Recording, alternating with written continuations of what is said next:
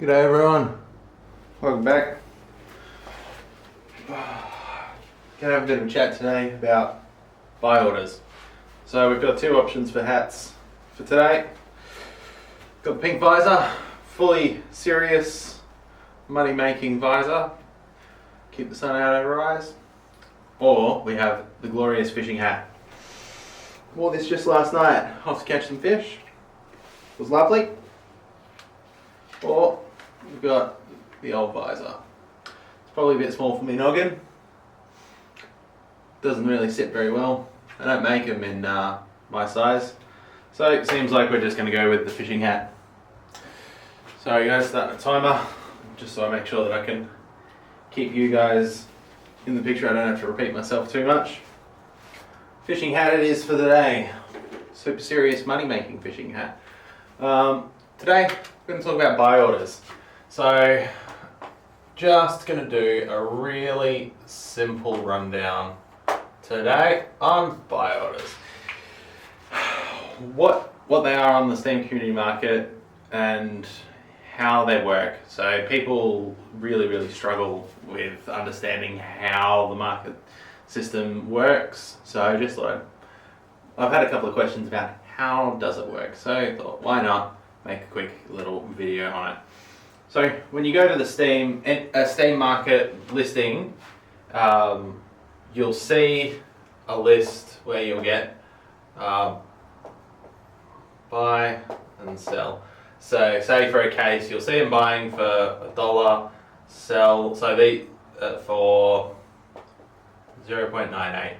These here with all the different numbers down here are your buy orders.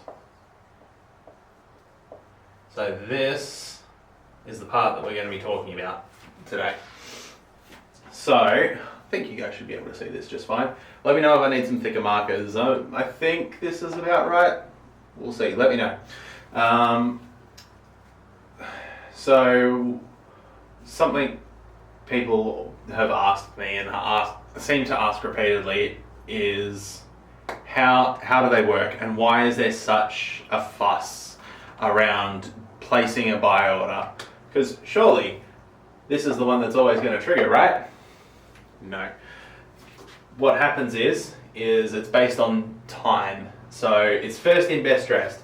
So if you have a case that sells for $1, so if you have a case that sells for $1 and you have buy orders that are say 0.98 all the way down to say you've got 0.03 in there, let's say you've got 0.10 buy orders.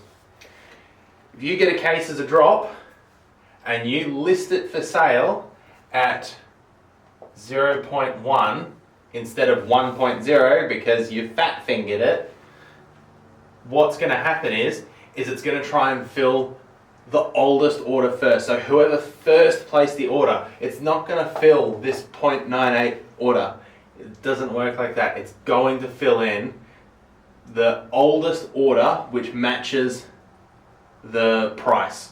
So if it's be it a 0.10 order or an 0.5, so a 50-cent order, this case that you're trying to sell, you've listed it as 0.1, which may not trigger Valve's authenticator requirement. It's going to sell to whichever of, say, these two is the oldest. If it's the 50-cent order, it's still going to sell, not going to sell for 50 cents, it's still going to sell for 0.1. If the 0.1 is the oldest, it's going to hit here. It's not actually going to sell for this 0.98 that you're seeing. It's not like the stock market. The stock market is based off of highest order.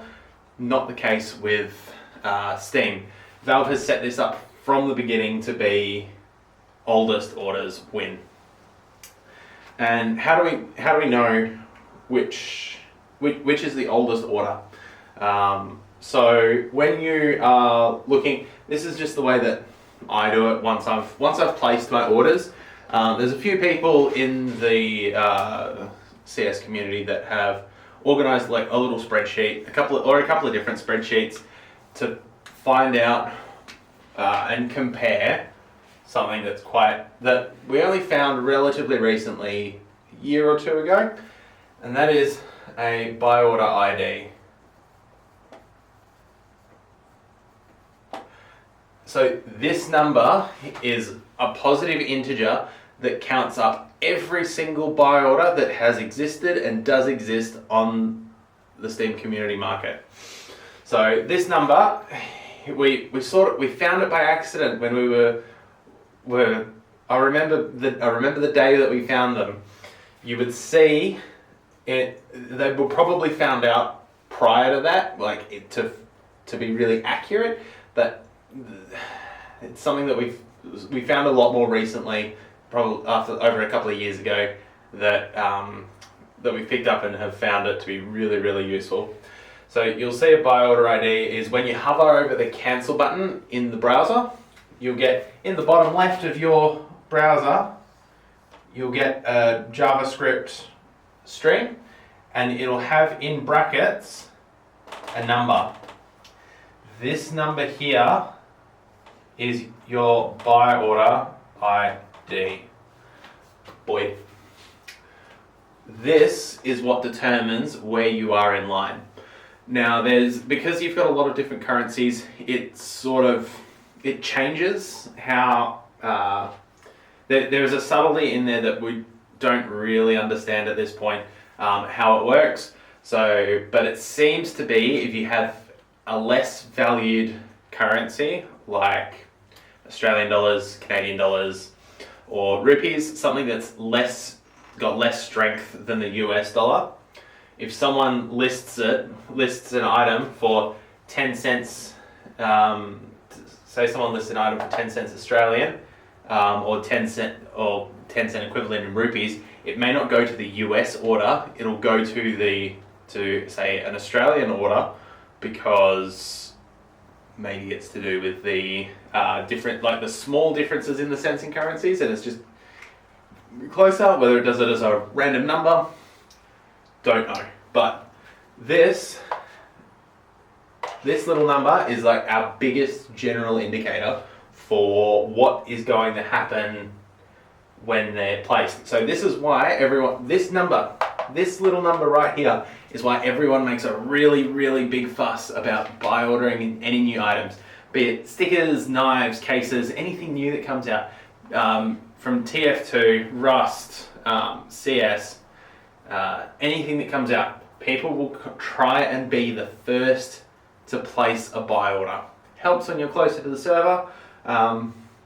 People will rush in and really try and be that early set, so that they can get, hopefully, these orders in this space where you can instantly 10x your money. A simple 10x. This is the simplest 10x. Is if you're getting something for 10 cents and can immediately flip it around for $1. There is nothing simpler than that. It's really, really easy. It just takes time. So how long are we going for? All right, so we've been about 8 minutes so far. Something that's quite interesting to talk about. People go, oh, look at a case that has a bunch of buy orders. Let's pick on fracture case. I have a current order for that at the moment. Fracture cases, they're going for about 45 cents AUD at the moment. My active buy order is getting them at 10 cents that I've currently got. I've got about 1,300 left on it. No, I'm not going to share my order ID with you. That's for me. And I'm currently getting them at 0.1. Volume wise, fantastic. I've placed in orders, I've got 1,500 left, but I've been able to get a couple thousand. But on most cases, anything that's a high volume, so that's trading thousands of items per day, you can place an order once one's finished and you sit and wait. It's boring. But you can place a buy order that's, say, half the price of a case and really, really go hard on filling up your Steam wallet and waiting. You are able to just wait it out, do whatever, and eventually it'll start to trickle in. And Once they start trickling in, you top up your balance, you sell them on third parties for cash.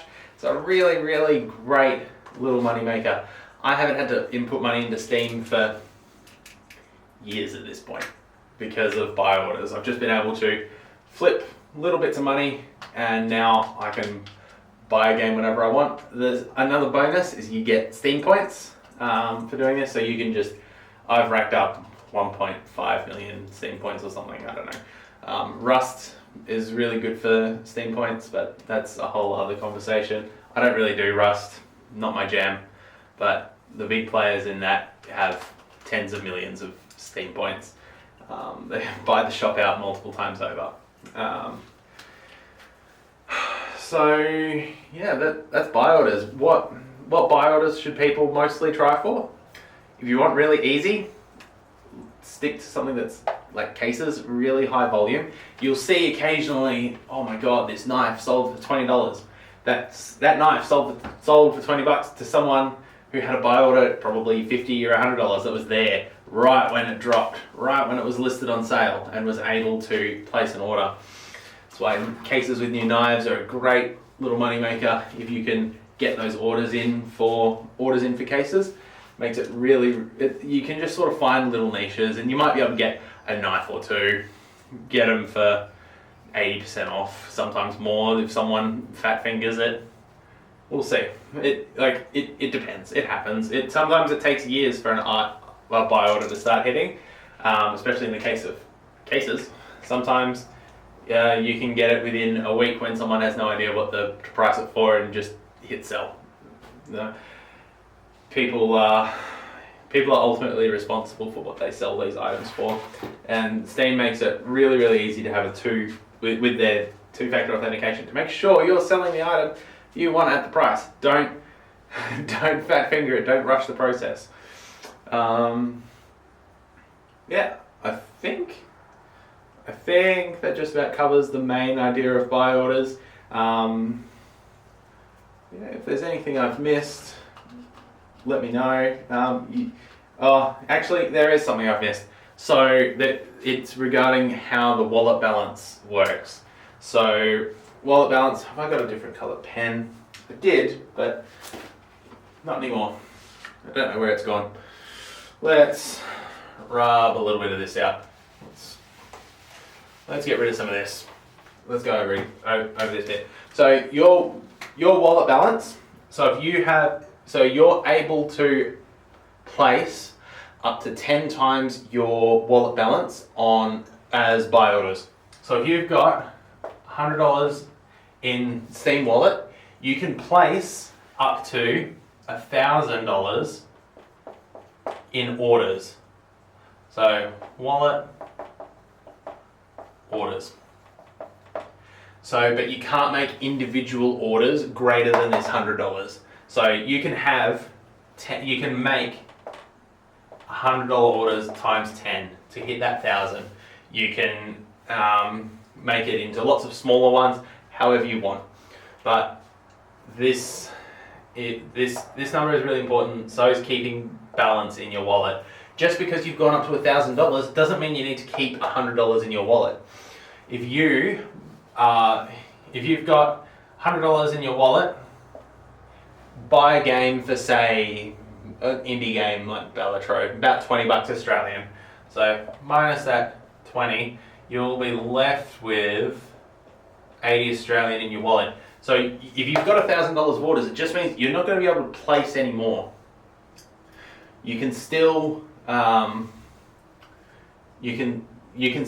the orders that you've placed are still there. But if you've gone and spent your balance and you've bought, say, a $70 game on top of this, so minus the 70, and leave yourself with $10 in your wallet, it gets a little bit dicey. Because if you're trying to buy a knife for $20, it's the wrong way, but whatever. If you're trying to buy a knife for $20 and all of a sudden you've only got $10 in your wallet, your buy order cancels. It doesn't stay. It cancels, it's removed, you are gone ski. That opportunity is gone. So, highly recommend keeping enough wallet balance. That's my timer. Alright, let's see. Sorry folks, just had to make sure I didn't miss anything. So, but we're getting towards the end of the video now, so that'll be good. So if your buy order disappears, that's gone forever. You're not going to be able to cover that back up. You're going to have to place it again and go to the back of the line, which just isn't possible. So I highly recommend keeping an amount of balance that is equivalent to your highest buy order. So if you have a buy order out of these 100, you've got one that's say you've got a buy order that's $60, just keep $60 in your SCM wallet. That's going to really prevent a heartache of going, where did my knife buy order go? Oh, it's sold. And it would have gone to me, except I didn't have the balance at the time. So yeah, that should cover everything. There we go. That was the one last thing I forgot. Thank you guys. Thank you for watching. Don't forget to when you buy it, use my code to sign up for Skin Ledger. Skin Ledger is free, by the way. There is a paid option, and if you use that paid option at some point down the track, I get a kickback, which would be wonderful. You can buy order some cases. Skin Ledger, you can set up with Skin Ledger Premium to even automatically deposit them into storage containers for you. So you can say want to order $2,000 worth of 50-cent cases, $4,000 cases, sorry, and you can have it set to automatically just store them for you. It's a whole lot more on that later. All right, thank you everyone. Have a good day. There's my little plug. See you later.